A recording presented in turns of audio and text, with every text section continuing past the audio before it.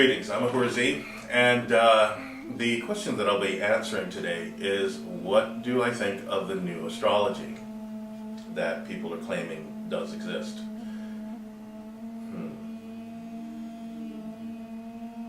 Here's what I think. That's enough. Okay, that's enough. You have to look at things in a common sense way.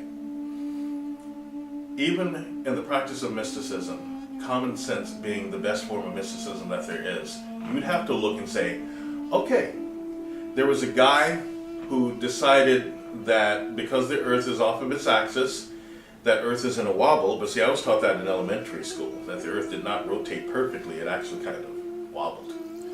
That there's enough wobble in it that it creates a space so that we can shove a new sign in there, displacing everybody and everything. Now, how does that make sense to you? And if it does make sense, we need to go see someone, okay? The truth is that astrology is a very precise, tried and true practice. It is not only based upon whether or not you can see a constellation, it is based upon how that constellation works in direct contact with you on Earth. In other words, if you were on Ephesus, you could look and say, okay, there's Earth, now we're going to use Earth in reference to our form of astrology.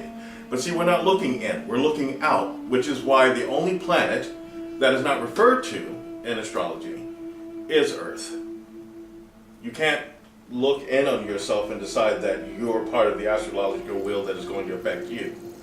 It's other things that affect us. Now, we're the third planet from the sun, which means that there's a reason that we are on a 3, 6, 9, 12 formation, okay? There's a reason that there are 3 basic decans to every single astrological sign. There's a reason that there are 30 degrees to each astrological sign. And there's a reason that there are only 12. Now, before you can decide that there's going to be another sign, you have to take all of that into consideration. If you look at our basic time structure, it is what?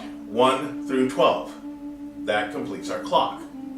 Look at our basic month structure. 1 through 12. Now, granted, in other countries that might be a little different. But even then, if you look at other forms of astrology, some of them having as many as 144 signs, they're based upon a 12 times 12 structure. You have to take that into consideration. And then you have to work out an ephemeris that is going to account for all of that. Or didn't it dawn on anyone that there's a reason that Ephesus was left out? Maybe it doesn't matter. In that case, if Ephesus can matter, then fine. I want another sign that is the unicorn. So, all you people that are out there running amok, saying, well, you know, I was an Aquarian and now I'm a Pisces. No, it doesn't work that way.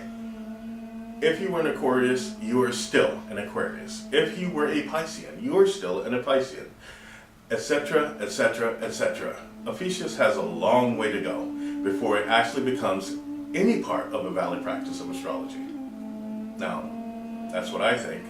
I also believe that it was a very, very poor attempt by science to prove that people who believe in such things are unstable. And all of you that are jumping on this Ephesus bandwagon, you're helping them prove their case. Hopefully that helps you all. Astrology is a real practice and cannot be changed overnight. It's not like Zumba or Reiki. It's real. I'm Ahura Z, Brass the Unicorn.